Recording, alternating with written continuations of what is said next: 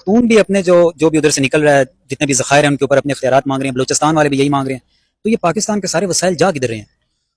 یہ تو بحیثیت ایک باخبر صاحب آپ کو اچھی طرح سے پتا ہے کہ کہا جا رہا ہے ہمارے ہی ان وسائلوں پہ ہمارے اوپر جو ڈالری جنگیں مسلط کی گئی اس سے جو ریونیو انہوں نے اکٹھا. دیکھیں ایک پیٹرن ہے جو میں آپ کو سمجھا رہا ہوں. ہمارے خطے میں یا بلوچوں کے وطن میں ہماری ریاست نے ایک ایسی جس کو وہ کہتے ہیں وار اکانومی، ریگولر اکانومی تو ہے ہی نہیں، وار اکانومی یعنی جنگیں مسلط کرو اور اس سے ڈالر کماؤ. ٹھیک ہے، ہمارے پشتونخوا وطن میں تو یہی ہوا ہے کہ ہم نے امریکہ کو اور دوسرے نیٹو ممالک کو یہی بیانیہ بھیجا ہے کہ یہاں پہ دہشت گرد ہے، آپ ہمیں کولیشن سپورٹ مت کی دیت میں ڈالرز دیں، ہم دہشت گردوں کو ختم کر رہے ہیں. 2002 سے لے کر 2022 تک 22 آپریشن ہوئے اس وقت ہمارے سابقہ قبائلی علاقوں پر. اس کے نام بھی اگر آپ کو میں بتانا شروع کروں تو یہ بھی پشتونوں کی نفسیات کے ساتھ انہوں نے ایک گیم کھیلا ہے. ٹھیک ہے، آج بھی یعنی میں نے جو بیان دیا تھا آج کہ جو آپریشن فوج نے شروع کیا ہے اس کو انہوں نے نام دیا ہے آپریشن خندق. جو ان کے خلاف لڑنے والے طالبان ہیں انہوں نے اس کو نام دیا ہے غزوہ بدر. تو میں نے کہا کہ وہ لوگ غزوہ بدر لڑ رہے ہیں، یہ غزوہ خندق لڑ رہے ہیں، بیچ میں ہم پشتون عوام کو مشرکین مکہ سمجھا انہوں نے. ٹھیک ہے، تو ہمیں بیچ میں یہ لوگ مار رہے ہیں. تو مزید یہ آگ اور خون کے اور بارود کا ہم اپنے وطن کو ان کو یہ حوالے نہیں کرنے دیں گے.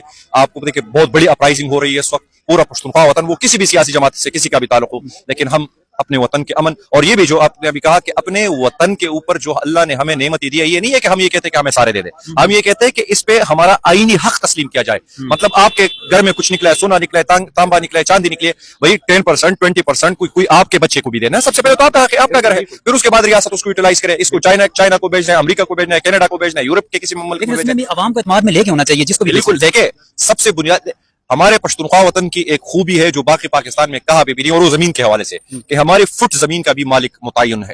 ٹھیک ہے، آپ پشتونخوا وطن میں جیسے انٹر ہو آپ پوچھیں کہ یہ ان زمین کس کی ہے تو آپ کو مالک کا نام کا پتہ چل جائے گا کہ یہ فلانا بندہ اس کا مالک ہے. اب آپ جا کے لوگوں کی ذاتی ملکیت کے اوپر ریاست قبضہ کرے، اور اس کے لیے جو انہوں نے ادارہ بنایا ہے SIFC، ٹھیک ہے، جو against the spirit of the constitution ہے، جو 18ویں ترمیم سے صریحاً متصادم ہے. ٹھیک ہے، 18ویں ترمیم میں آپ نے صوبوں کو ان کے وسائل پہ حق دیا ہے، جو فیڈرل ڈپارٹمنٹ سے ان کو ڈیوالو کیا ہے ٹورڈ دا پروونس. اب آپ ایک میں SIFC کو نئی ایسٹ انڈیا کمپنی سمجھتا ہوں کہ یہ وسائل کو لوٹنے کے لیے، وسائل پہ قبضہ کرنے کے لیے انہوں نے الفاظ کا ایک گورکھ دھندا انہوں نے بنایا ہوا ہے اور اسی کو یوٹیلائز کر رہے ہیں. تو ہمارے تحریک تحفظ ذہنی پاکستان کا جو 2 روزہ قومی کانفرنس تھی جو آل پارٹیز، اس کے اعلامیہ میں ہم نے یہ شامل کیا ہے کہ SIFC ایک غیر آئینی ادارہ ہے اور اس کو فوراً تحلیل ہونا چاہیے.